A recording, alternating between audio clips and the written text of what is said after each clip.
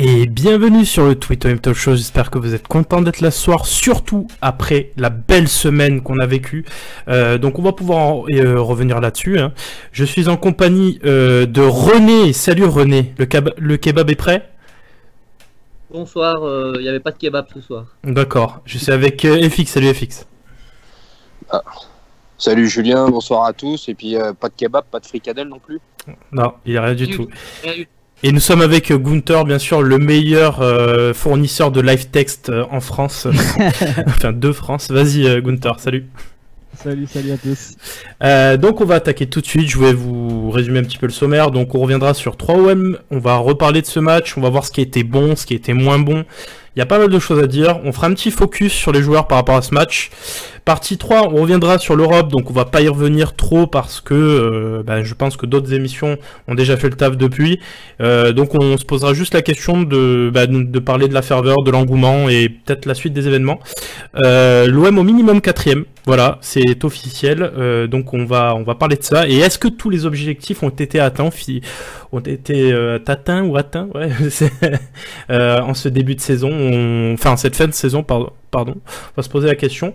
Ensuite, on reviendra sur OM Lille, l'avant-match. Donc, Lille étant plus bas que terre, à nous de ne pas les relancer. On va voir tout ça. Et la légendaire partie des questions des auditeurs. Voilà. Donc, on attaque tout de suite. Partie 1. Donc, OM 3. 3 OM du coup. Je pose la question habituelle à FX. Qu'est-ce que tu attendais avant ce match? Comment tu sentais la team? Voilà, parle-nous de tout ça. Ouais, là j'attendais un match plutôt serein. J'attendais un OM on va dire motivé et remis en confiance. Donc je pensais qu'on allait aborder le match sans pression. Et puis j'avais pronostiqué un petit 2-0 de mon côté, sans trembler. Ça n'a pas du tout été le cas, mais voilà, il y a quand même 3 points au bout. Ok, Gunther, même question. Moi, j'étais parti dans l'idée que si on passait en Europa League, ça nous donnerait des ailes grâce à la Red Bull.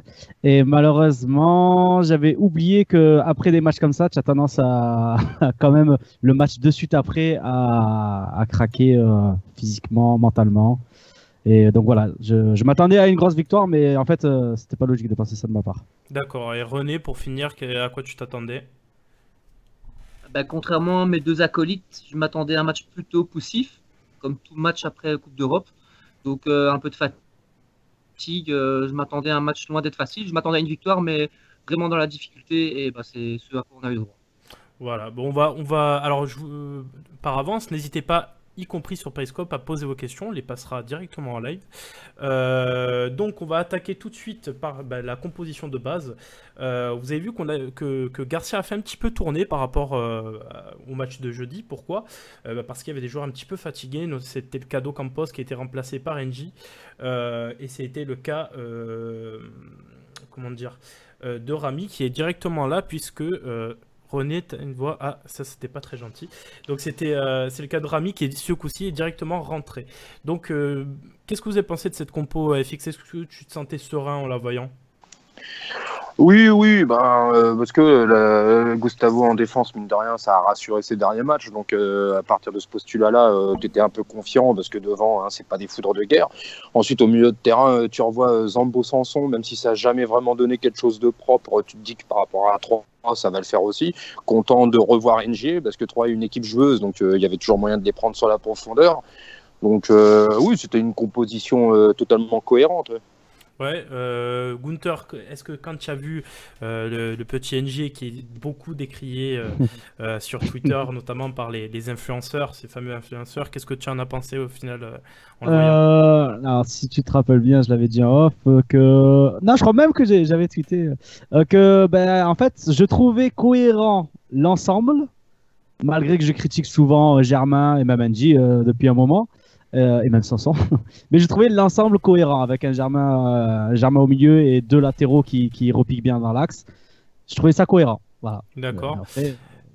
Ouais, et René, est-ce que toi tu avais ce petit point d'or en disant ça va être compliqué devant avec la légendaire excuse de dire que NG n'a pas de cerveau? Alors au final, toi, est-ce que tu tremblais comme tout le monde? Pourquoi tu me demandes ça à moi alors que j'ai tweeté sur la gueule la NG pendant. Ouais, justement, parce que tu l'as traité, je crois, d'encéphale, je sais plus quoi, quelque chose. Hydrocéphale, hein, Voilà. t'as un être avec beaucoup d'eau dans le cerveau, bah, c'est un peu ce qu'il est, mais bon, voilà. Non, bah écoute, Humour belge. en face, c'était pas une grosse adversité, donc un joueur moyen comme NG, ça devait passer.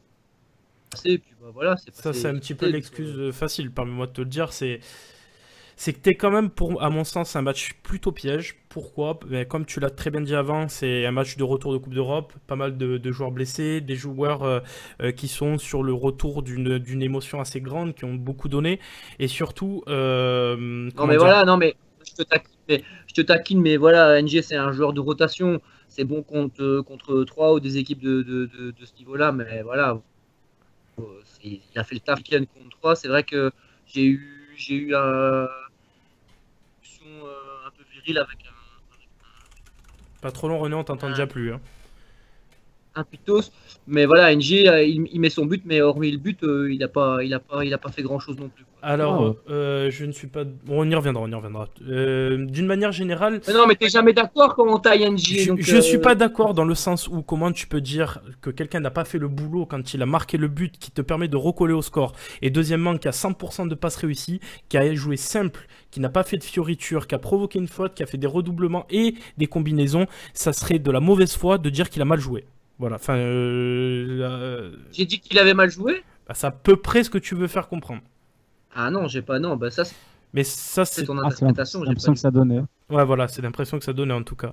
On va avancer plutôt que de parler du cas de NG parce que c'est pas le principal. On va juste se poser la question, FX. Si tu fais, comment dire, la comparaison entre ce qui a été et ce qui n'a pas été, est-ce qu'on pouvait parler d'une équipe coupée en deux avec une attaque plutôt performante et une défense plutôt poussive? Bah tiens, c'est parfait ça comme transition, parce que finalement on est resté exactement dans la même attitude que jeudi. Je pensais que tu vois on allait pouvoir reprendre les bases sereinement, et en fin de compte jeudi bah on s'est un peu coupé en deux. Il y a eu des courses poursuites, il y a eu du suspense, donc c'était un match ouvert et un petit peu fou. Et en fait on a démarré le match mais exactement de la même manière. C'est comme si on était dans les prolongations de jeudi. Ça m'a vachement étonné, c'est que mentalement en fait nos joueurs n'étaient pas prêts et le match de jeudi était encore dans les têtes, sans quoi on n'aurait pas eu un peu ce que tu viens de dire, cette équipe coupée en deux. Gunther, est-ce que tu penses pas qu'en cette fin de saison où on enchaîne un petit peu les matchs au final, est-ce que maintenir ce système à 5 défenseurs avec peut-être moins de travail défensif à effectuer parce que la tâche de chacun est divisée on va dire sur plus de compartiments, au final est-ce que c'est pas une solution de repasser à 3 derrière puis 5 sur les phases défensives?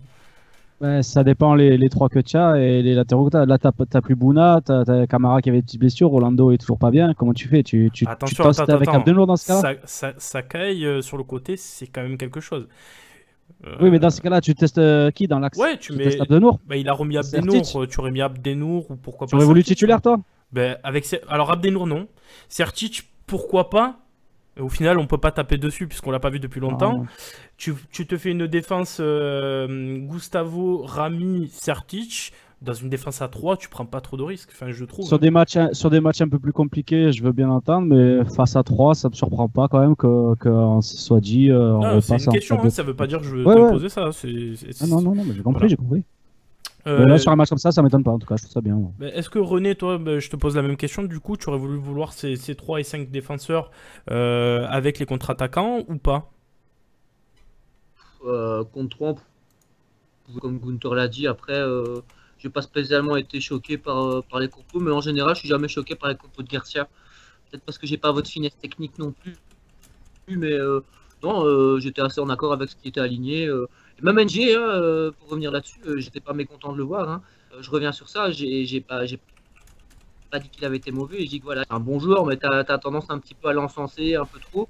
Nous, on l'enfonce peut-être un peu trop, mais voilà, il faut... Et pas qu'une fois. Ah non, j'ai été mesuré pour dire que j'ai simplement énoncé les faits. J'ai pas dit qu'il avait fait le match de l'année, c'est lui qui déverrouille tout ça. Maintenant, comment tu... Parce que j'ai vu le contraire, tu vois ce que je veux dire, René? Mais on va essayer de recentrer le débat un peu sur l'aspect général du match, parce que là, ça fait déjà 2 focus qu'on fait sur un seul joueur, voilà. Alors qu'il y aura la partie joueur. Mais pour aller quand même dans ton sens, Julien, on va dire voilà, qu'il a fait le job. Moi, je ne l'ai pas trouvé forcément transcendant. Exactement. Mais voilà, il a servi l'équipe. Et finalement, Ouais, c'est ça, ce qu'on il a fait demande le à job, nos attaquants. il a fait ce qu'on lui demande, il a mis un but, quoi, voilà. Exactement. Voilà, il a servi l'équipe. Ouais, un beau but en plus, je précise. C'est un beau but, c'est pas évident à mettre. Ah ben justement, garde ça René, je vais passer sur cette transition pour te dire, qu'est-ce que vous pensez, toi Gunther, de cette volonté, on le voit de plus en plus, d'avoir une identité de jeu avec des combinaisons de plus en plus visibles, des dédoublements sur des côtés beaucoup plus marqués, notamment les relations qui peuvent exister entre Sakai et Thauvin qui sont tellement évidentes. Qu'est-ce que tu en as pensé de tout ça, voilà? Est-ce que tu vois cette patte-là en fin de saison? Je la vois, mais d'un côté, parce que de l'autre côté, avec un Mavi, et en plus, c'est dur de vouloir des combinaisons entre deux joueurs qui jouent très peu ensemble, dont un qui est carrément mauvais et l'autre détesté de tout le monde. Non, je le vois d'un côté, mais pas de l'autre. Et même avec Germain dans l'axe, j'ai du mal à voir toutes ces combinaisons qu'on nous noue depuis des mois et des mois. Là, je vois plus, moi. En fait, je vois un Payet en forme. Sans son, je critique souvent, je commence à capter ce que les gens disent. Je crois que j'avais du mal à voir son utilité, mais en fait, dans le collectif, mine de rien, il sert à quelque chose. Mais sur les côtés, je le vois pas particulièrement, tu vois. D'ailleurs, Sakai ou Sarr, je les vois aussi bien combinés avec Thauvin, l'un comme l'autre. Donc, pas plus que ça. Pour moi, ça fait un moment que c'est déjà comme ça. C'est juste que Thauvin, il était plus là. Oui, oui. FX, est-ce que tu fais ce même constat ou tu trouves quand même on voit ce jeu en triangle qui est prôné depuis le début de saison? C'est assez visible. Oui, oui, oui. Le système de jeu court, et comme j'ai dit, en fin de compte, on est toujours dangereux sur des centres courts. Donc voilà, mais sur les centres longs, si tu me diras, remarque. Non, mais on est assez polyvalent, que ce soit sur du jeu court, sur du jeu long. De toute manière, moi j'aime bien cet OM cette année à peu près pour ça, c'est qu'il y a une sorte d'équilibre dans tous les compartiments, dans tous les domaines, avec à peu près tous les styles. C'est vachement homogène. Ouais, et pour finir, je vais prendre ce que disait Remontada dans le chat en disant, vu les buts d'hier, ça a bossé dur devant le but à l'entraînement. René, est-ce que tu fais ce même constat ou est-ce que tu trouves encore que c'est compliqué devant? Je trouve que par rapport à, et c'est pour rebondir sur ce que FX a dit il y a juste à l'instant, par rapport au début de saison, tu vois quand même qu'il y a quand même quelque chose qui s'installe, il y a quand même des connexions qui s'installent entre pas mal de joueurs, donc ça devient de plus en plus fluide, de plus en plus efficace. Donc, ouais, non, moi je suis relativement content de ce qui se passe offensivement. Bon, on en parlera tout à l'heure, mais c'est vrai qu'au niveau de nos attaquants, il y a l'interrogation Germain. Ouais. On va y revenir, t'inquiète pas. Il fait le taf aussi. Il faut prendre ton expression quand on parle d'NJ. Mais non, je trouve que c'est pas mal. Et oui, effectivement, il doit y avoir beaucoup. Vas-y, Gunther. Moi, si je vois un point sur lequel on a vraiment travaillé pour ce match, et ça m'a crevé les yeux, c'est les combinaisons sur coup de pied arrêté, que ce soit les corners ou les coups francs. Même les choix des tireurs, parce que j'ai jamais vu autant Thauvin tirer un coup franc quand Payet est disponible. On a vu des combinaisons qu'on voit très rarement à l'Olympique de Marseille, dont une qui a été payante. Donc ça, ça je le vois par contre. Alors, il y a à croire qu'il s'est dit ça va être dur ce match, va falloir débloquer les situations sur coup franc. C'est intéressant ce que tu dis, Gunther, dans le sens où on voit aussi beaucoup moins de dédoublement, tu sais, ces corners à deux bidons là. C'est vrai. Ouais. Je vais aussi prendre, c'est pour ça que je passe un peu à un autre sujet. Sur Periscope, on me pose la question. OM Magic Johnson, l'impression que les prestations d'Amavi dépendent de l'ailier gauche, Ocampos égale bon, Payet, NJ égale nul. Je suis vraiment pas d'accord avec ça, dans le sens où, alors je vais pas prendre la défense de Payet ou NJ ou quoi, mais même avec Ocampos, je trouve que le Amavi du retour de blessure n'est vraiment pas au niveau, aussi bien offensivement que défensivement. Est-ce que je suis fou en disant ça ou... Non, c'est un constat évident. Il a perdu un truc, il a perdu la confiance. Il était sur une sacrée vague sur laquelle il surfait. Et voilà, une blessure, ça freine. Est-ce qu'il en est revenu totalement guéri? On peut même se poser la question. Là, il a fait une passe décisive qui sauve encore un match dégueulasse, on va le dire clairement. Donc, espérons que cette passe D le remette un petit peu la tête au-dessus de l'eau et qu'il se réveille pour le petit sprint final, parce que voilà, il y a encore un autre match super intéressant. On va dire 8 matchs si on atteint la finale de l'Europa League. Donc pour 8 matchs, on espère qu'il va faire mieux que ce qu'il a fait là depuis 3 mois maintenant, parce que c'est quand même inquiétant. Il a pas le niveau là. Donc sur les analyses des statistiques, pour recentrer un petit peu le débat sur la stratégie plutôt que les cas particuliers, on voit encore une fois des statistiques qui deviennent, au final, si on prenait toutes les statistiques de toute la saison, j'ai envie de dire presque automatique, presque régulière, avec une très forte possession marseillaise, environ 20 tirs, plus de 80% de réussite dans les passes. Au final, est-ce qu'on a trouvé un standard de ce point de vue-là, en tout cas, hein, sans rentrer plus dans les détails, en se disant qu'on a vraiment ce jeu de possession, de construction, en partant de l'arrière, et de se dire que c'est ce qui nous correspond le mieux en cette fin de saison, Gunther? Oui, tout à fait. D'ailleurs, je pense que le match même de Leipzig est une leçon par rapport à ça. Je pense que ce soit staff comme joueur, ils se sont tous dit, bon, notre point fort, ça reste l'attaque. Donc, il va falloir continuer sur cette idée de jeu vers l'avant, droit au but. Par contre, je voudrais préciser un truc, que dans les tirs, il y en a 21, mais il y a une stat qui n'est pas là, c'est qu'il y en a 13 en dehors de la surface. Et qu'il n'y a pas si longtemps que ça, je crois même que c'était non, peut-être le dernier talk, on parlait du fait qu'on tirait peu de dehors de la surface, l'avant-dernier. Donc, à croire que à une époque, on se demandait s'ils regardaient les matchs, tout le staff, à croire que là, ils regardent. Hein. Ouais, je crois qu'ils regardent le talk. D'ailleurs, Rudy, si tu m'écoutes pas mal, c'était vraiment pas mal. Tu devrais nous écouter un petit peu plus aussi. Je plaisante, bien sûr.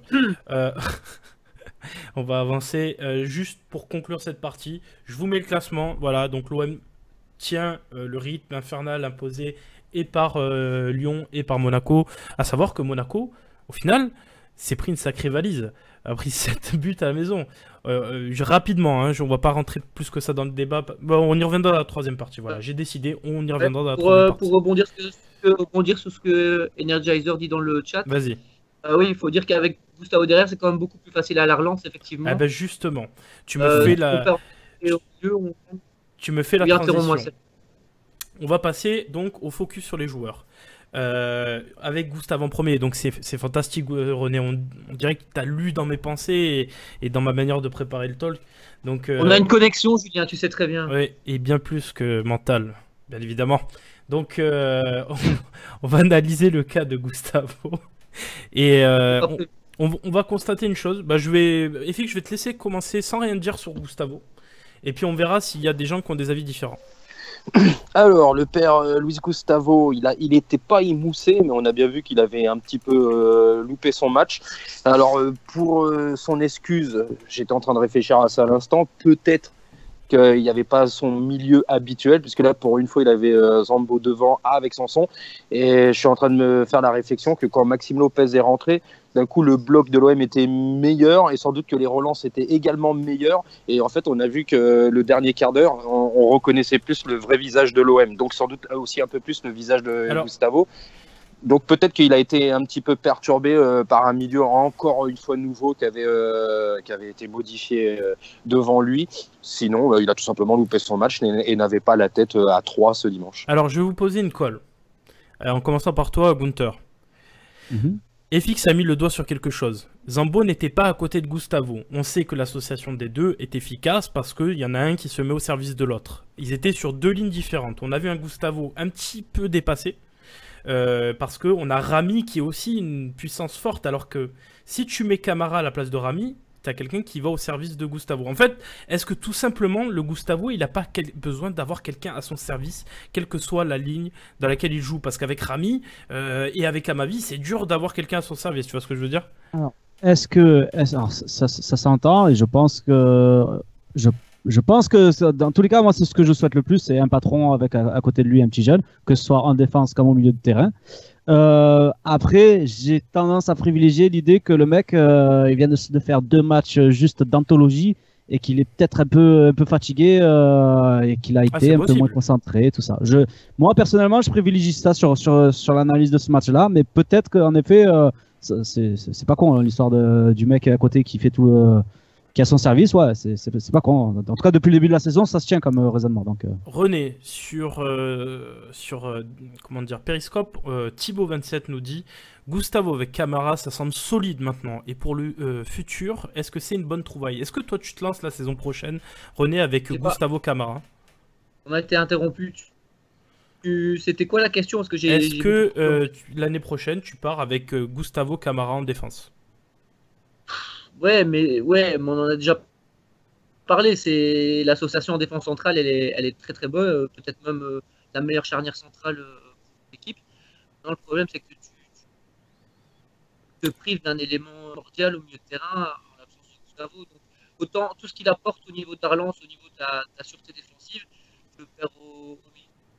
Ouais, on t'entend plus. Ouais, ou alors ça se travaille au mercato, quoi. Tu fais quelque chose de très correct au milieu de terrain, mais je sais pas.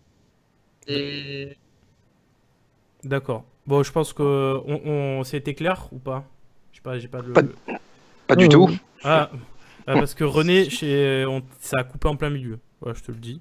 Ok, donc je répète. Vas-y. Parle fort donc et clair. Je disais que oui, la charnière centrale composée de Camara et Gustavo, ça a très rapidement fait ses preuves.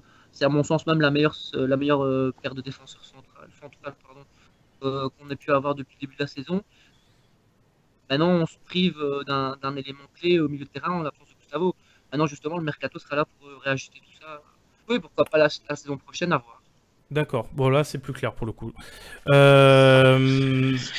On nous dit, non, pareil, juste pour passer sur Gustavo, non je préfère Rami plus Camara avec Gustavo en 6 et une recrue plus jeune aux côtés de Gustavo.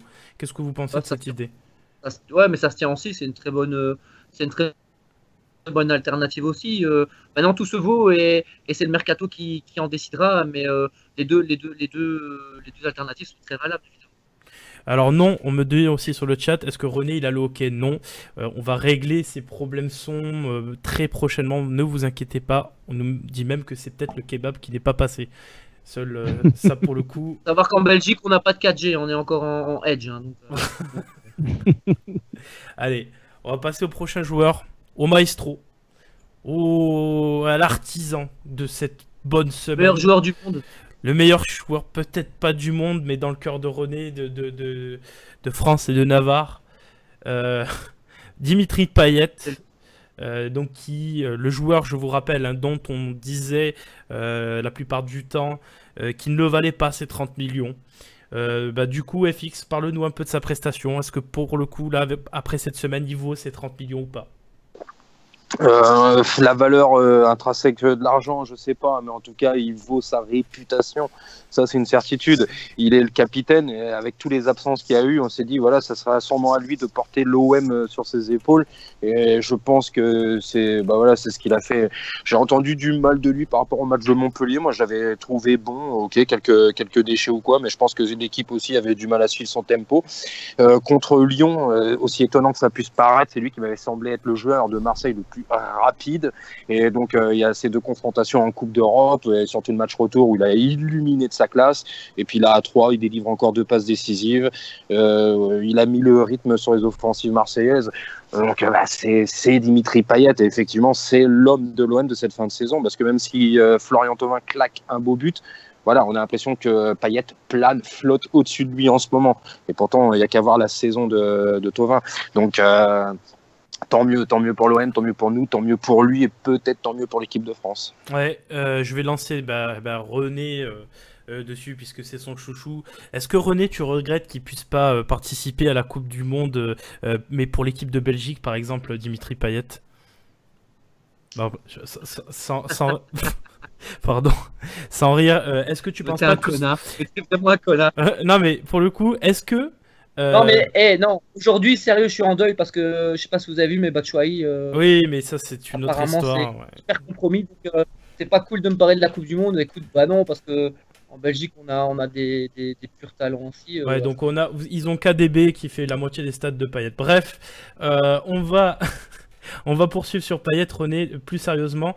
Est-ce que tu penses pas, parce que souviens-toi, des gens disaient oui mais il finit aucun match, on le sort tout le temps à la 60e. Est-ce que tu penses pas qu'il a fait cette montée en puissance et que le mec est pas bête du tout et il se met son pic de forme précisément lorsqu'il le faut, René? Je sais pas s'il calcule autant que tu veux que tu le prétends. Maintenant, ouais, j'en sais rien en fait. Il a été toute la saison sur courant alternatif. Là, le courant, il a plutôt l'air de rester branché depuis. Est-ce que l'éventualité de pouvoir participer à germe dans son esprit? Est-ce qu'il a envie de se donner le dernier gros défi avec la plus court et plus clair, René. de France, je sais pas. Allô? Ouais. Plus court et plus clair, s'il te plaît. Ben ouais, c'est compliqué. Faire court et clair quand je dois parler d'un joueur. Hein, bon. C'est vrai. Bon, donc en gros, bah non, je crois pas qu'il soit aussi calculateur que ça en fait. Voilà. Eh ben voilà. Non, mais c'est Gunther terrible. se réveille, ok. C'est terrible pour Court René et parce clair que aussi. je sais qu'il aimerait bien comment dire, j'aime en dire plus tout ça, mais on va faire avec, on profite de sa présence et le problème sera solutionné sur son micro, ne vous inquiétez pas. Donc Dès Gunther, que Julien m'aura payé un nouveau voilà, dès que PC portable, ce sera réglé. et ne vous inquiétez pas, je suis en train de braquer une banque, il y a pas de souci. Gunther, vas-y, finis sur On va lancer une cagnotte.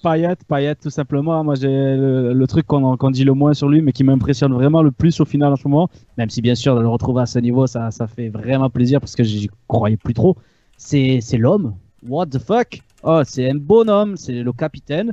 C'est incroyable. À la fin du match, il te parle. Tu as l'impression qu'il va foutre une torgnole à tout le monde parce qu'ils n'ont pas été sérieux sur le terrain. Non, franchement, je suis sur le popotin de son niveau même de capitana, quoi, tout simplement. Ouais, là aujourd'hui, ça me choque pas que ce soit le capitaine. En fait. Ouais, non, mais aujourd'hui, ça ne me choque pas que ce soit le capitaine. Au contraire, même. Franchement, à chaque fois qu'il ouvre sa bouche, j'applaudis. Comme ça. Et donc du coup, FX. Julien, est-ce que je peux ajouter quelque chose? Vas-y. On remarquera quand même, et c'est vrai que ça avait fait polémique il y a quelques semaines avec les déclarations des joueurs. Ça fait un match ou deux, notamment le match contre Leipzig, que en gros, les joueurs ferment leur gueule et ils répondent sur le terrain. Oui. Alors si ça a mal été entendu, il a dit que ça fait quelques matchs que les joueurs se taisent au micro et répondent sur le terrain. Voilà, tout simplement. Il y a Thauvin qui a fait une petite bourde, mais bon. Voilà, et Thauvin qui a fait sa petite bourde. Juste sur FX pour finir, les gens ont trouvé un petit peu bizarre son attitude d'après-match, d'après but en tout cas, Payet. Et même ses déclarations, qu'est-ce que toi tu en as pensé, FX? Est-ce que c'est normal? Est-ce que ça te semble normal? Moi, j'ai adoré sa déclaration de fin de match personnellement, parce que je crois qu'on a tous vu le même match que lui a ressenti ce dimanche. On parle de 3, et 3 a trouvé trop facilement des largeurs pour pouvoir attaquer, a placé beaucoup trop d'offensives, donc forcément c'est que quelque chose n'allait pas du tout, et puis surtout t'as pas le droit de démarrer à chaque fois, chaque mi-temps de prendre un but, donc quelqu'un qui vient dire que Payet a tort, c'est un fou, parce que l'OM a dû s'arracher et sortir une grosse débauche d'énergie pour aller chercher la victoire. On parle d'un match à 3 quand même, chez une équipe barragiste, même qui va descendre. Donc, si ça titille personne qu'on gagne 3-2 dans les 10 dernières minutes, si on n'est pas d'accord avec ce qu'a dit Payet, je vois pas en quoi c'est choquant, quoi. Tout simplement, il fait une analyse certes à chaud, mais une analyse qui était totalement juste. Après, les attitudes d'après but, je veux bien que vous me rafraîchissiez la mémoire. Parce que il va pas plus célébrer que ça au final. Hein. Il bombe le torse. Ouais. Oui, c'est contenu, mais contre Leipzig en plus, c'est vrai que après son extraordinaire but, il est, on va pas dire à la bretonne un petit peu, tu vois, t'as l'impression de voir un but de Paul Le Guen, parce qu'il y a le mec qui sourit jamais. Mais non, c'est ça, il bombe le torse. Bah ouais, mais c'est le patron justement. Je préfère voir comme ça que le mec hystérique, genre ça y est, il a marqué le but de sa vie et le football s'arrête pour lui. Non, il a raison. Au moins ça veut dire, ça prouve qu'il est concentré et voilà, il a une rage intérieure qui continue de l'exprimer ballon au pied. Je trouve que tout est cohérent. Sa célébration, sa façon de jouer, sa façon de parler. En ce moment, il n'y a pas un pet de travers pour moi. C'est l'envie et c'est la niaque. Donc moi, je le suis actuellement parce que c'est le capitaine courage et c'est lui qui nous emmène à la bataille. Donc moi, je suis Dimitri Payet pour le moment et pour moi, il n'y a pas de bourde et il n'y a pas de polémique. Ouais. On va enchaîner du coup. Merci capitaine en tout cas pour les quelques prestations depuis quelques temps. Avec un de mes chouchous depuis le début, même la fin de la saison dernière, même le début, voilà, j'ai une affection pour les Japonais, je sais pas pourquoi, peut-être parce que, comme tout le monde, on aime tous les mangas et de suite, on fait l'amalgame. Mais... T'as une affection pour les Japonais, les hydrocéphales, on sait. Tais-toi, c'est bon. Et donc, du coup, voilà, je vous présente le joueur du moment sur quelques matchs aussi, parce qu'on parle de Payet, mais on peut parler aussi de Sakai. Énormissime pour ma part. Après, les autres, vous me direz ce que vous en pensez, mais énormissime. Je rappelle un joueur arrivé gratuitement sur la pointe des pieds, avec les Japonais qui essaient depuis Nakata, un mauvais goût dans la bouche et sans mauvais jeu de mots et arrière-pensée. Je précise pour les consultants du talk. Et donc, du coup, de se dire qu'on a un joueur qui est capable d'aussi bien défendre, mais contre n'importe qui, et aussi bien attaquer. Et c'est vraiment, vraiment, vraiment bon. Voilà. Est-ce que FX, certains pensaient que Sakai, ça serait léger pour l'Europe. Est-ce qu'aujourd'hui, tu penses qu'on peut le garder en titulaire l'an prochain? Bah oui, forcément, c'est un super bon soldat. D'ailleurs, je suis d'accord avec tout ce que tu as dit sur l'ensemble de la saison. Mais je suis obligé d'apporter un petit bémol. Dimanche, il fait quand même un match moyen. Mais comme il a cette niaque et cette envie, on va dire que c'est presque passé inaperçu, plus inaperçu qu'à ma vie. Mais bon, il est complètement en retard sur le premier but, voilà, des 39 premières secondes. Il sort quand même un match moyen dimanche. Mais je lui en tiens absolument pas rigueur. Voilà, on gagne, c'est pas... Parler d'un Japonais, dire qu'il manque de niaque, c'est un peu raciste. Hein. Mais, tu vois René, quand tu fais... Non, mais quand il fait court, René il est très bon, hein. Après quand il commence à parler longtemps ça se dégrade, mais quand il fait court il est très bon. C'est ce que les femmes disent toujours aussi quand je fais court. Merci à toi. Merci pour j'osais pas la faire. Ouais, merci pour ce partage. Mais... on fera mais bien sûr, mais c'est gratuit. Non mais les mecs c'est gratuit, ça me fait plaisir pour moi. On peut parler de foot? Vas-y. Donc, non, Sakai, il y a un truc qu'il faut relever. J'aimerais bien qu'un tweetos m'apporte la statistique, mais je crois qu'il n'a concédé et provoqué aucun penalty avec l'OM. Si, Monaco. Hein, il me semble, parce Monaco. que c'est sans doute le meilleur tacleur de surface de réparation de la Ligue. Alors ça, j'en suis complètement convaincu. On me l'enlèvera pas de l'esprit. Le nombre de tacles qu'il peut faire dans une surface propre, c'est juste impressionnant. Et à mon avis, la statistique, elle doit décoiffer. Alors si, la statistique, c'est qu'il l'a provoqué contre Monaco, comme je te l'ai dit. Après, c'était légèrement en extérieur de surface et c'était pas un tacle à proprement dit, c'était plus une charge. Maintenant, je suis d'accord avec toi, mais c'est peut-être... FX qui parle quand même d'une stat qui fait décoiffer, c'est fort. Hein. Ouais, et on va maintenir le niveau de la discussion. On va éliminer le parasite rodé. On va faire... Non mais... Oui, c'était pour la vanne, je sais très bien. Pour info, ceux qui ne le savent pas, FX est chauve, c'est pour ça qu'il dit ça.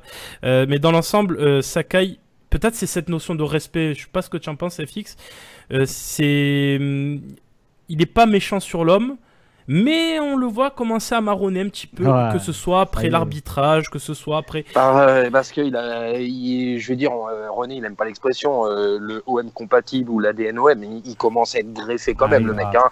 Il est chouchou du public, tu le ressens, il commence à être pris aussi un peu avec la ferveur, il comprend comment marche l'OM, donc ça commence à jouer sur son tempérament. Donc, et tant mieux, déjà il était un peu attachant et là du coup on l'apprécie encore plus, on l'adopte déjà 2 fois plus que c'était le cas avant, donc voilà, saison totalement réussie. Bien sûr il a fait sa place, voilà, un parfait soldat, puis bon c'est pas le poste le plus dur dans le football, donc tant mieux, comme quoi un joueur dit moyen, finalement vous donne toutes les garanties nécessaires pour faire une saison plus que correcte, et l'année prochaine c'est pas un poste sur lequel il faut absolument se creuser la tête.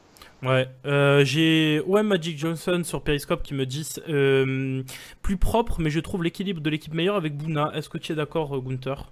Bon, après, tu seras pas forcément objectif, mais vas-y.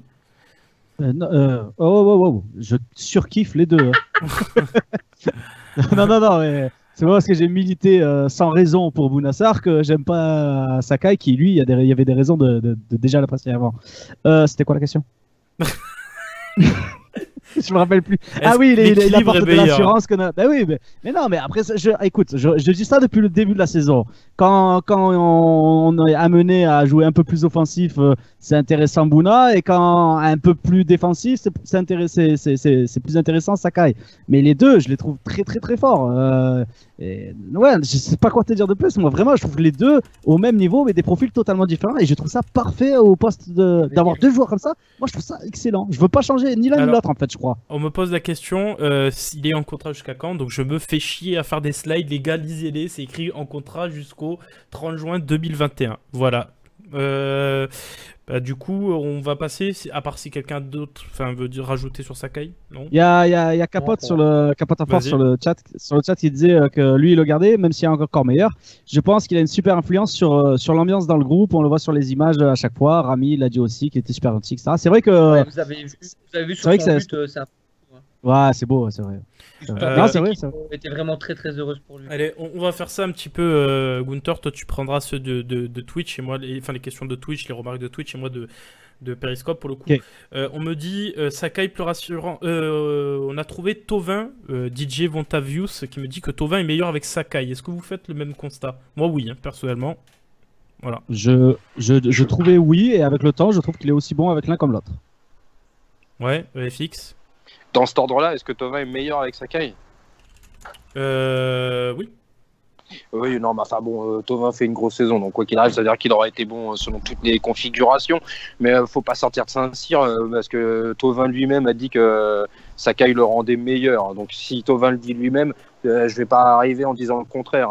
Je suis pas dans la tête de Tovin pour dire non, Tovin t'as tort. Ah, attention, c'était il y a des mois avant la grosse saison de Bounassar, donc c'est plus viable en fait.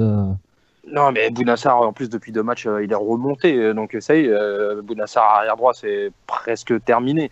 Donc, Tu crois j'en suis même sûr, à moins qu'il refasse une pseudo-défense à 5. Mais Bounassar était dans ce cas-là un milieu latéral, plus qu'un défenseur latéral je pense pas du tout. contre Moi, je pense Leipzig. que Donc, pour moi, rien n'a changé.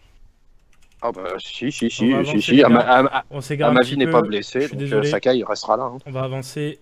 Et Non. le dernier, bah du coup, c'est dommage. On va pas pouvoir. Mais je suis désolé, les gars. Le temps. Après, j'ai une femme et des Qui le œufs. dernier? Le dernier, c'est Tovin. Voilà. Le dernier, c'est le sauveur. C'est le Eh joueur. ben quand même. C'est le joueur qui revient de blessure, qui en 2 matchs marque 1 but, 2 buts, fait une passe Je de. veux bien enchaîner. Vas-y.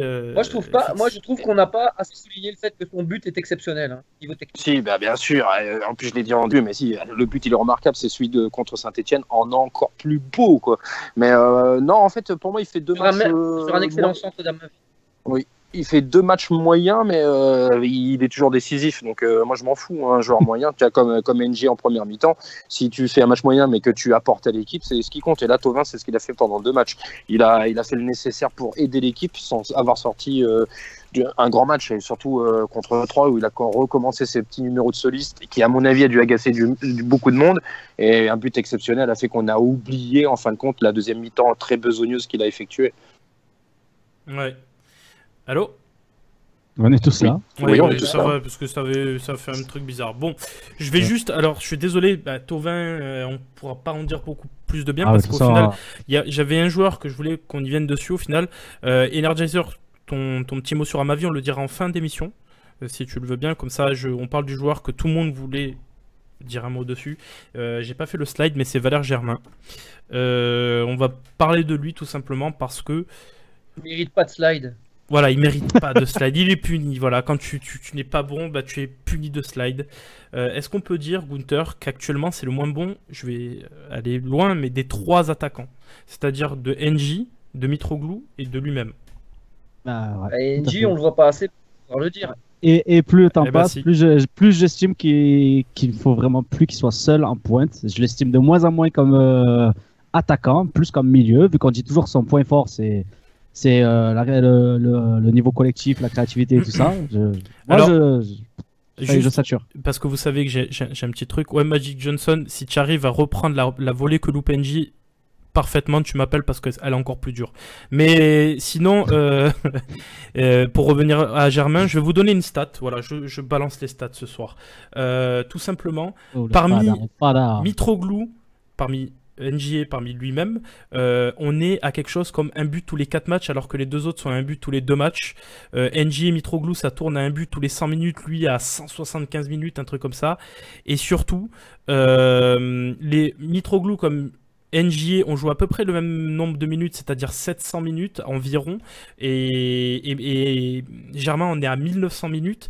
Est-ce que, je vais aller droit au but, mais est-ce que Garcia a tort d'insister avec Germain FX? Bonne question, ce GNR. Bah non, regarde, jeudi, il a pris le risque de prendre Mitroglou dans l'axe et donc de laisser Germain sur le côté, sur la touche. Ouais, peut-être quand même. Il faudra peut-être aussi qu'il arrête d'insister. Je sais pas, Mitroglou, c'est bon. Il a eu sa blessure qui lui a permis de refaire une remise à niveau, une condition physique. NG, même s'il est un petit peu chelou, surtout quand il rentre, il faut pas oublier qu'il avait fait un début de saison plus que très utile à l'équipe. Oh, oui. Et voilà, où ses statistiques aussi parlaient aussi un peu en sa faveur, donc ça mérite peut-être aussi un peu plus de respect sans doute, et il se peut que effectivement la vérité soit plus sur ces 2 joueurs-là que sur Valère Germain, pour qui je suis convaincu que la barre OM elle est un peu trop haute. Et je vais dire un truc par rapport à NJ. Oui. C'est que depuis des semaines, tu nous rabâches que tu peux pas juger un joueur sur 8 minutes de jeu. Et la semaine dernière, je disais, c'est vrai au final que Rudy Garcia ne met pas NJ dans les bonnes conditions, alors que Germain, lui, est toujours dans les bonnes conditions. Et Oui. qu'est-ce qu'on voit? NJ titulaire, NG but. ça paye. Voilà. C'est QFD, j'ai envie de dire. Il faudrait qu'il enchaîne les matchs pour qu'on se construise un vrai avis sur lui. Maintenant, on est sur Valère Germain. René, tu vas nous donner ton avis. Est-ce que tu penses, comme a dit FX, que la barre OM est trop haute, ou est-ce que, comme on pourrait dire Sanson, il est un peu victime d'un système? Moi, je pense plutôt pour la deuxième solution.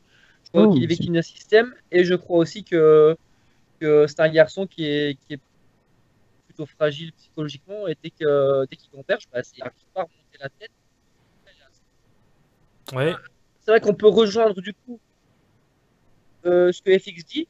Donc, ouais, du fait qu'il a du mal à remonter la tête, peut-être que la PAP est peut-être un Ah, tu coupes. Tu coupes. Ouais. Tu m'entends? Vas-y, vas-y. René On coupe l'a mieux vu, que Germain le fait au premier poteau. On l'a vu. J'ai pas compris ce qu'il a dit. Il a dit que tu coupes mieux que Germain au premier poteau. Ah, merci. Non, par contre, on a vu pas mal de fois Germain râler. Enfin, on l'a vu vraiment pas content. Agacé, ouais. Ouais, voilà, agacé. Et on n'avait pas trop l'habitude de le voir agacé. Et là, on sent vraiment que ça commence à lui prendre à cœur d'enchaîner les mauvaises pertes. Je sais pas trop. Et alors, pour revenir sur NG, je pense que tu risques peut-être de le voir jusqu'à fin de saison, mais moi, à mon sens, l'année prochaine, il sera plus chez nous. D'accord. Je pense. Oui, Tiens, bah je oui. vais faire un raccourci super simple. Dimanche, on a vu Payet distribuer un caviar à NG et un caviar à Mitroglou. Est-ce qu'il a pu en distribuer à Germain? Bah non. Même si Germain, par contre, fait une belle tête au premier poteau avec une splendide parade de Losesny, là où je sais pas qui. Mais ouais, c'est trop peu sur un match, quoi. Mais il aurait pu marquer son petit but aussi, qui lui aurait fait du bien. Malheureusement, c'est pas le cas et c'est preuve que le mec ne tourne pas rond en ce moment, contrairement aux deux autres. On me dit sur sur Periscope que Mitro, s'il marque pas, il est utile dans les duels aériens. Valère semble perdu dans la défense adverse. Je suis vraiment mitigé sur ça parce qu'on a vu. Je suis pas d'accord, Mitroglou, il fait semblant d'aller au duel aérien. Il fait semblant d'aller au duel aérien et il est très mauvais de la tête dans le duel, vraiment. Et il y a Contre vraiment. Leipzig, il était bon. Mais Oui, sinon, je suis d'accord avec Mais vous. la défense de Leipzig est catastrophique et c'est Dario, pas Mécano, 19 ans, 17 ans. Non, mais par arrêtez. contre, de la tête, ils avaient pas l'air dégueu parce que c'était des gros Ah, gars, tu vois. honnêtement, je suis pas Mais du tout d'accord. C'est vraiment le seul match ou deux matchs où il a été utile Ouais, de la tête. mais attends, sinon, oh, tu m'as écouté ou pas? Je te dis, Leipzig, je l'ai trouvé bon de la tête, mais sinon, en temps normal, je suis d'accord avec vous. Ouais. Donc on est d'accord. Mysterious Fada. Enfin bon, la charnière Vas-y. centrale de Leipzig, l'année prochaine, si on a des deux avant, je le crois quand même. Pas forcément. Pas moi non plus. Pas moi non plus. Ouais. Vu Allez, on va passer à la partie 3, les gars. l'âge des gars Ça y est, on a- et le niveau qu'il peut encore avoir, moi je le prends. Alors, on y reviendra. N'hésitez pas à laisser vos questions sur le chat ou sur l'hashtag TweetOM Live. Gunther les récupérera en fin d'émission parce que là, il faut avancer. On va passer sur une partie, voilà, où un petit peu détente plutôt que se prendre la tête. Se dire que revenir sur l'Europe, l'OM au minimum 4ème, ça y est, c'est officiel. On sera pas plus bas que 4ème. Donc, est-ce que l'objectif est rempli qui était de faire mieux que l'an dernier? Voilà, FX, je te pose la question. Forcément, tu vas gagner une place supplémentaire par rapport à l'an passé, donc c'est forcément signe de progression. Et tu as atteint quand même une demi-finale de Coupe d'Europe. Que le parcours soit facile ou pas facile, les faits sont là statistiquement. Tu es en demi-finale, tu es dans le dernier carré des meilleures secondes équipes d'Europe. Donc la saison, elle est forcément réussie. Après, moi, je fais toujours ma tête de con, malgré tout. Beaucoup de rendez-vous ont été loupés. On a réussi notre premier rendez-vous. On a enfin répondu présent contre Leipzig, justement. Grâce aussi à une équipe finalement qui nous ressemble énormément, ça attaque, ça défend mal, sauf que ils le font moins bien que nous dans les deux cas, ça c'est le point positif, mais voilà, il y a eu trop de rendez-vous ratés, mine de rien, qui laissent un goût amer, parce que la marche elle était possible à franchir. Encore une fois, j'insiste, on serait dans un autre état d'esprit si on avait battu Lyon et qu'on était 3e à 8 points. Il y a quand même une sensation d'amertume dans une saison complètement réussie. Ouais, Gunther, toi, est-ce que tu fais le même constat que FX? Tiens un petit peu la corde, je prépare quelque chose.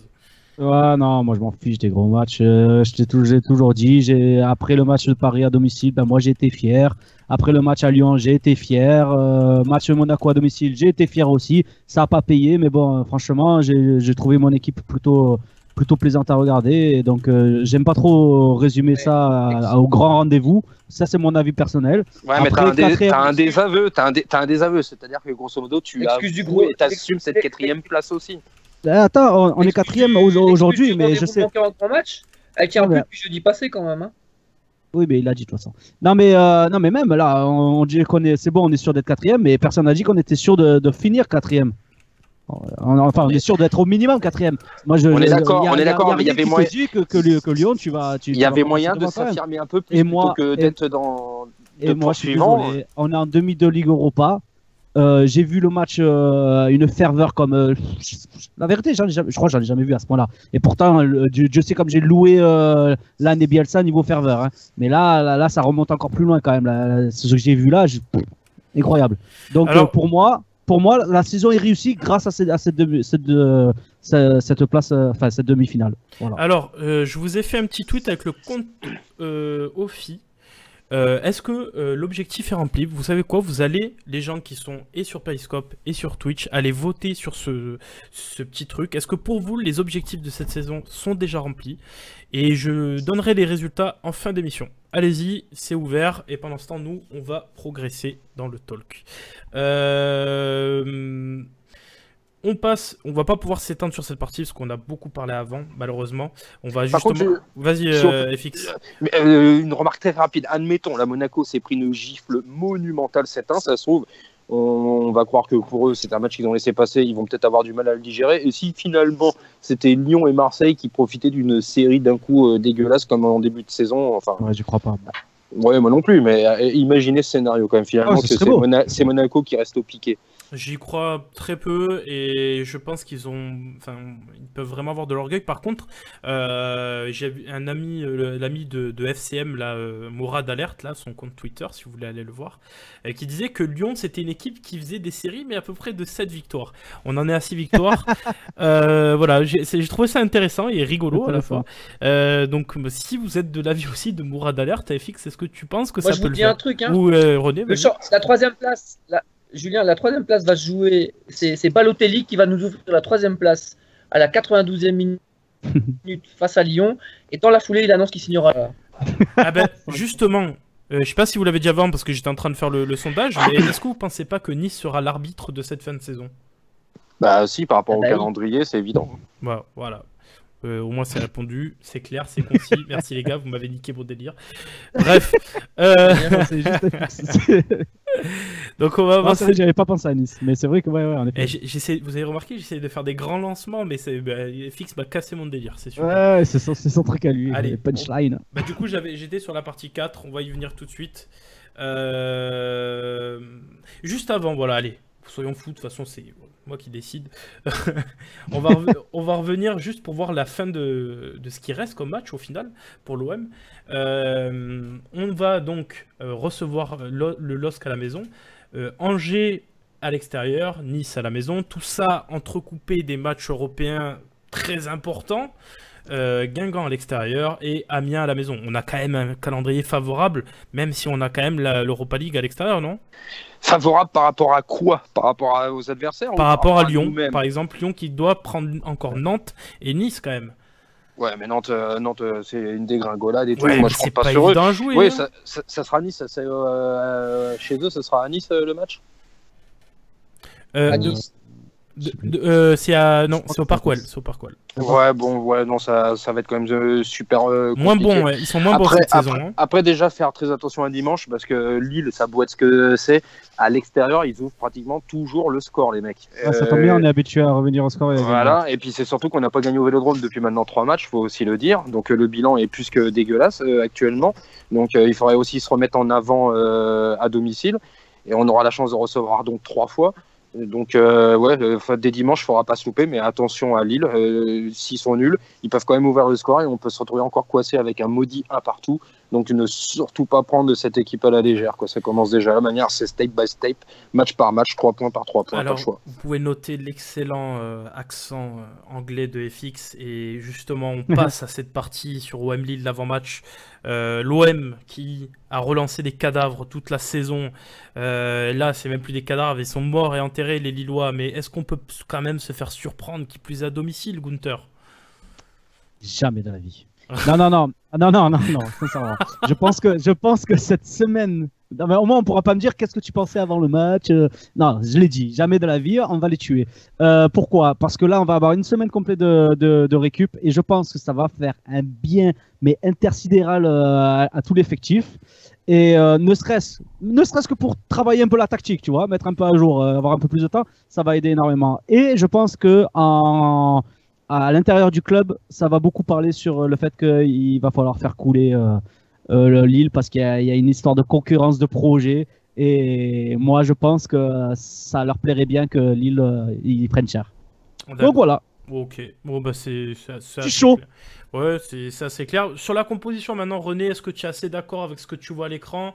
J'ai mis Gustavo retour au milieu, Lopez à ses côtés, Mitroglou devant, Ocampos, Thauvin, Payet, et derrière Rami avec peut-être le retour de Rolando, Amavi, Sakai. Est-ce que tu es d'accord avec ça? Au vu de... Ouais, parce qu'au vu de la blessure de Camara qui a un problème à la cheville, il s'est tordu la cheville, je pense. Parce que ouais, c'est le meilleur 11 possible. Ouais. FX, est-ce que tu vois autre chose? Est-ce que tu penses que c'est le meilleur 11 pour jouer ces Lillois? Ouais, oui, je pense. De manière, moi, je fais tellement confiance à Rudy Garcia, tu sais, voilà, il a quand même du flair. Donc, puis j'ai confiance à peu près à tous mes joueurs, sauf à Valère Germain.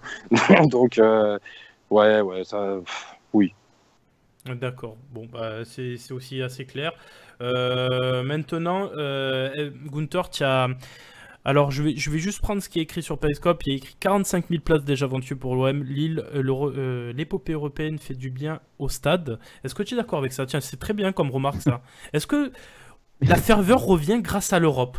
Mais rappelle-toi quand il y avait le Bastien Cordeau qui est venu pour la première fois dans notre talk, ce qu'il disait, c'était exactement ça. Et moi, j'ai toujours dit ça. Les Marseillais avaient oublié ce que c'était l'OM. Tu as des gars comme l'autre, comment il s'appelle? FX, c'est ça? Il te dit l'ADN c'est la Coupe de France. Non, l'ADN c'est l'Europe et c'est en ce moment qu'on le voit et je te le mets bien profond. Ouais, voilà. Non, mais il y a aussi le fait que voilà, c'est le sprint final et qu'il y a beaucoup d'enjeux, donc les gens se sentent peut-être un peu plus concernés aussi. Hein. Non, sincèrement, vraiment, j'ai le cœur qui bat plus fort et tout, tellement je le pensais depuis le début que ça me rendait dingue. C'est la drogue. Non, c'est retombé, ça va, c'est pas ça. Non, sincèrement, l'ADN de l'OM, c'est l'Europe. Et là, il y a toute la France, toute l'Europe qui est au courant. Donc, qu'on me sorte plus que c'est pas ça et que c'est la Coupe de France ou que l'Europa League, faut la laisser tomber. Non, c'est exactement ce qui manquait à notre club. C'était ce parcours en Europa League. Et l'année prochaine, dès les poules, tu verras qu'il y aura bien plus de monde si par malheur, on se retrouve en Europa League. Alors, je vais prendre les deux très bonnes phrases d'Ernesto Illich et de Hichem OM Project dans le chat. La ferveur revient grâce à l'Europe, mais surtout grâce au jeu et aux résultats. C'est pour ça, déjà que FX, que tu disais que tu faisais confiance à Rudy Garcia, je pense. Et est-ce que pour l'image du est-ce que aussi avoir un stade rempli, c'est bien pour l'image du club? Demande Hichem. FX. Quelle image. L'OM, ils sont réputés dans le monde entier pour ses supporters, même avec un stade parfois à 40 000, les virages, tout ça. Les sponsors, maintenant, l'OM a sa réputation, donc non, on n'a rien à prouver niveau tribune. Après, j'aimerais bien que la moyenne soit plus dans les 47, 50 000 que des taux un petit peu en baisse ces derniers temps. Mais bon, ouais, peut-être que l'Europa League va faire un peu renaître tout ça, va attirer aussi les jeunes, c'est-à-dire les gamins de 10 ans qui, attirés par les étoiles du PSG, peuvent aussi du coup s'intéresser à une épopée de l'OM. Et ouais, c'est par des épopées qu'on attire des générations également. Donc, ouais, de ce point de vue-là, ouais, on n'a rien à prouver niveau public non plus. Tout le monde nous envie, voilà. Même cette année où on n'a pas répondu présent énormément, on a donné des leçons de supporterisme à à tous les autres clubs de Ligue 1, de toute manière. Allez, juste avant de passer aux questions-réponses, est-ce que Gunther, tu peux aller chercher les questions sur le Twitch OM Live? N'hésitez pas à dès maintenant poser vos questions et sur Periscope et sur Twitch pour qu'on puisse tout simplement les poser. Mais juste avant, je vais prendre juste une phrase d'OM Magic Johnson, le temps que tu fasses tout ça. C'est vrai qu'on sous-estime un peu la chose, FX, mais pour lui, par exemple, c'est sa première vraie épopée européenne. C'est important, ça, pour les jeunes supporters, d'avoir ce point de repère, FX. C'est exactement ce que j'ai dit juste avant. Cette épopée va faire aussi du bien parce que je parlais avec des jeunes, 20, 25 et tout, et qui font mais tu te rends compte, moi je vais vivre ma première demi-finale de Coupe d'Europe et là j'ai pris un sacré coup de vieux parce que moi j'en ai connu plein. Mais ouais, effectivement, tant mieux tant mieux pour la jeunesse marseillaise qui sont venus supporter un club par identité, par ADN, mais qui n'ont jamais vu ce club briller. Donc quelque part tant mieux. Et puis si on a la chance d'avoir une épopée qui va jusqu'à une finale, rien qu'une finale, ça va faire un engouement de feu. Donc, comme je dis, on va prendre une nouvelle génération avec dans nos cordes et des gars qui auront l'OI pour venir au stade pour les années à suivre. Ouais. Allez, il vous reste plus que 5 minutes pour voter au petit sondage que j'ai lancé pendant l'émission. Gunther, la première question, on t'attend, vas-y. Alors déjà, ça a commencé par Cédric qui nous posait une question sur est-ce que les supporters seront autorisés à faire le déplacement en Autriche? Est-ce que vous savez? Je crois que c'était suspendu. Il me semble aussi. Il y avait un délire de sursis, mais normalement on était suspendu 2 matchs et 1 avec sursis, il me semblait. Moi. Il me semble que c'était sursis. Alors ensuite, il y a Rizzo qui sur Twitter demandait Hello, avec le retour de Gustavo au milieu prochainement, qui va perdre sa place? Sanson. C'est aussi simple que ça. Il fait pas les prestations donnant l'assurance qu'il puisse rester dans ce 11 titulaire selon moi. Maintenant, il se rend pas incontestable. Ouais, il se rend pas incontestable. Moi, je trouve que Zambo est vraiment moins bon ces derniers temps. Ouais, mais tu te prives de Lopez qui fait le chemin inverse. Ouais. Tu vois ce que je veux dire? Ouais, d'accord, ok. Ouais, donc, ok. Voilà. Ensuite, tu avais Energizer. Avec les performances très médiocres ces derniers temps de Zambo, ne faudrait-il pas tenter Sertic, voire Abdenour en défense afin de refaire monter Gustavo ou mettre Sertic? On va laisser René prendre. Vas-y, Abdenour. Est-ce que Abdenour peut revenir, René? Merci, René. Alors là, rien. Non, mais bon, voilà, il n'a pas répondu aux attentes depuis le début. Je suis pas certain que c'est dans un sprint final que tu vas risquer ce genre de choses. D'accord. Ouais, c'est assez cohérent ce que tu dis. À choisir, je sais pas. J'allais dire à choisir, je préfère Sertic. Je suis même pas sûr. Je sais pas, non, franchement. De toute manière, quand tu vois que tu fais de la Coupe d'Europe. Avec Rolando, Rami, éventuellement Camara et jongler avec Luis Gustavo, s'il y a vraiment besoin, on devrait aller chercher Abdenour et Sertic. Non, mais le message a été clair dimanche. Enfin, non, pas dimanche, justement, pour la Coupe d'Europe. Si tu arrives un gamin de 18 ans pour un match capital, enfin 2 matchs capitaux, je pense que le message est clair. C'est Camara dans l'esprit de Garcia et c'est pas Abdenour. Donc voilà, non, il y a Abdenour, salut, bon vent. Moi, je vais reprendre une question qui avait été posée dans le chat. Je n'ai pas pris le pseudo, désolé. Angers a reçu une offre de 20 millions pour Toko et Kambi. Vous mettrez pas 10 de plus pour ça? C'est cadeau pour la fin. Non, 10 pas 10 de plus. Pas 10 de plus, tu mets 1 de plus pour être au-dessus de celui qui a proposé. Toko et Kambi, moi je suis non à 100%.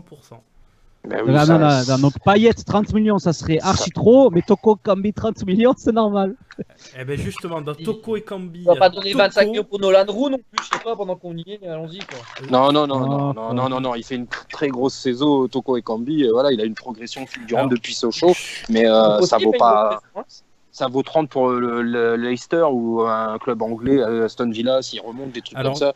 Voilà, c'est bien pour le marché anglais à prix fort, mais en France, ça vaut 15. Je vais vous dire un truc. Si on doit mettre 30 millions sur un joueur, pour moi, c'est Mukele et personne d'autre.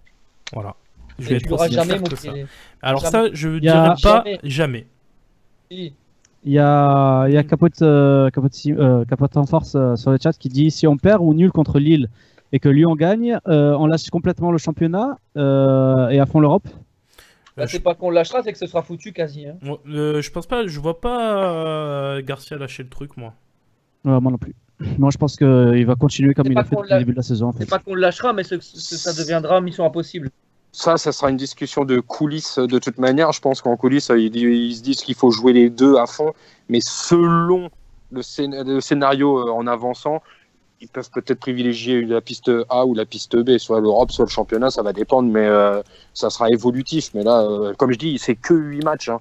Donc c'est 8 matchs à essayer de se donner à fond. Voilà, il faut se mettre une deadline dans la tête. Voilà, deadline, 8 matchs, point. Allez, je vais prendre le résultat. Posez vos questions pour l'instant que je prends le résultat du sondage. Donc il reste encore une minute, mais je pense que ça s'est stabilisé. Donc vous êtes 71% parmi environ 100 votes à penser que les objectifs sont atteints pour cette saison.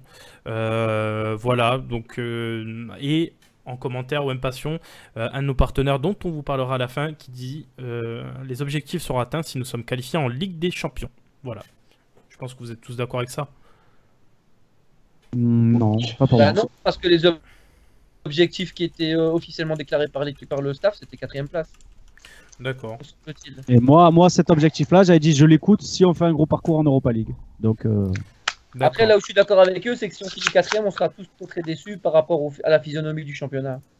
Oui, oui, parce qu'au final, je pense qu'on perdrait un an. Après, ça se discute, hein, mais. Oui, oui. Ouais, bon, j'ai pas vu d'autres questions pour le moment. J'en avais juste une dernière d'un Energizer, toujours et encore sur Twitter, qui demandait, mais on en a un peu parlé quand même. Germain a-t-il le niveau pour l'OM dans le système de jeu actuel? Que pensez-vous des performances de Amavi aussi? C'est déjà répondu. Ouais. Ouais, tu n'en as pas une autre? Non, ça y est, j'ai plus rien fait. Ok. Ah, il y a Bistarus Fada là? Vas-y. À votre avis, si on arrive en finale de la C3, quel serait l'adversaire le plus jouable? Pour moi, les Gunners, mais sans certitude. Ah oui, ça c'est une bonne question. Tiens, quelle question vous aimeriez bien avoir, les gars? Alors, quel finaliste tu veux dire? Quel finale, en fait, je vais faire une réponse assez simple. À partir du moment qu'on a eu le tirage dit favorable pour les demi-finales sur 2 matchs, il vaut mieux avoir le gros sur un seul match. Donc tu tombes sur Arsenal ou l'Atlético. Voilà. Après, Arsenal aurait tendance à laisser plus d'espace que l'Atlético. L'Atlético, c'est tellement de duels que je suis pas sûr qu'on puisse réellement y répondre présent à l'aspect physique. Qu'Arsenal, il y aurait moyen de faire à peu près jeu égal et de couper leur ligne. Mais en tout cas, il vaut mieux avoir un gros sur un match que sur 2 matchs en demi-finale. Donc il y a cet aspect psychologique-là à mettre en avant. Les gars, si vous voulez un truc, voilà, moi je vous dis, on prend l'Atlético. Griezmann, fan de l'OM, lyonnais fan de l'OM, c'est encore plus paradoxal, qui est donc né, je crois, aux alentours de Lyon, même à Lyon, qui va jouer au Parc OL contre le club de cœur. C'est quand même assez insolite. Et moi, je vous dis... Il va saboter le match. Vous savez quoi? Il va saboter le match. Vaut mieux prendre Griezmann. Il va marquer limite un but contre son camp parce qu'il veut dire, voilà, je veux être avec l'OM dans le groupe l'an prochain pour aller jouer la Ligue des Champions. Alors que Lacazette en face, il va alors mettre que, voilà, ah oui, viol. on prend pas ce facteur facteur il aura en compte. son penalty dans son jardin. Voilà, on aura son... Il aura son... Et franchement... Blague à part, avoir Lacazette dans son ancien jardin, ça peut être terrible. Ça me plaît pas. Ça me plaît pas. Ça peut être terrible. Ça sans réfléchir, mais. Non, mais t'auras pas. Ouais, mais Julien, t'auras pas un Lyonnais dans le stade, donc à la limite, on s'en fout, ça. Ouais, alors. Lui, mais non. Les Lyonnais supporters de Marseille. Ah, mais imagine, alors, la finale, elle est au Vélodrome et tu as un ancien Marseillais qui vient, il va être à fond. Hein. Attends, vous pensez qu'il n'y aura pas de Lyonnais dans le Parc OL pour la finale si l'OM y est? Mais ils attendent que ça, les malins. Ils attendent que ça de venir nous tailler et de supporter l'Atlético. Vous pensez quoi déjà, les gars? Ils vont se ruiner pour ça. Les places, ce sera quand même les marques. Ouais, et les autres, enfin les fêtés. Ah, il sera en indépendant les places les plus chères. Hein. Je mets ma main à couper qu'il y aura la banane derrière le but. Les cages de Pelé. Voilà, je dis ça, je dis rien. Ou de Mandanda, si c'est Mandanda qui est de retour. Il faudra qu'ils choisissent le côté Atlético, le mec, alors. Hein. Puis ils sont alliés avec le Real Madrid au niveau du supporterisme et pas de l'Atlético. Donc non, ça me semble compliqué. Il y a Remontada qui dit un truc très pertinent, c'est Arsenal sera plus motivé car c'est leur pied pour la Ligue des Champions. Bien joué. Alors que l'Atlético est déjà qualifié. Bien joué, Ernesto, qui nous met un frein. Mais un frein réel. Non, mais on a bien. Non, mais il met un frein Ernesto, mais on a bien dit dans l'éventualité. Oui, voilà. Mais c'est vrai. Non, mais on en a pas parlé. Ernesto... On en a peu parlé. Voilà, on prend quand même le truc de se dire, n'allons pas trop vite en besogne. Il va falloir battre une équipe qui nous a battus. Ouais, j'aime pas du tout ce qu'on vient de faire là. Et voilà. Voilà. Je suis cassé comme ça. Non, mais il a raison, Ernesto. Voilà, oui, il a raison. On s'est trop enflammé, on a été trop vite. Mais c'est ça, c'est la passion de l'Europe. On s'enflamme. Voilà, on y Ernesto, c'est toujours la voix de la raison, même sur Twitter. Ouais, mais Ernesto, c'est le rabat-joie. Voilà, Ernesto, tu es un rabat-joie. Je suis désolé. Bon bah. Ernesto, c'est le grand frère qui te dit attention. Sur ces bonnes paroles, après avoir insulté copieusement Ernesto, non je plaisante, on va se dire, je pense, qu'on a été complet sur l'ensemble du talk. En tout cas, nous, j'ai vu des nouvelles têtes ce soir, ça me fait très plaisir de vous avoir vu. Donc on va clôturer le talk sur ça. Je vais juste vous parler de 3 petites choses. de nos 2 sponsors, donc Exactfoot, qui est le championnat des pronostics, donc @exactfootfr, vous pourrez le trouver dans nos abonnés directement. N'hésitez pas à aller vous abonner à eux. Et OM Passion, bien évidemment, qui est un site fait par des ultras, donc passionnés pour des ultras ou même des supporters passionnés. N'hésitez pas à aller chez eux, à suivre leur compte. Et aussi, Gunther va vous lâcher une chaîne Twitch qui est la mienne, parce que je stream du jeu vidéo, les gars. Allez juste lâcher un petit follow, même si vous ne venez pas me voir, tant pis si vous ne m'aimez pas. Mais ça m'aide, c'est gratuit. Et surtout, je vous en serai très reconnaissant. Donc moi, je vous souhaite une très très bonne soirée à tous et à toutes. Et à lundi prochain ou même avant si on se voit. Allez l'OM. Et allez l'OM. Et allez, Salut tout le l'OM. monde.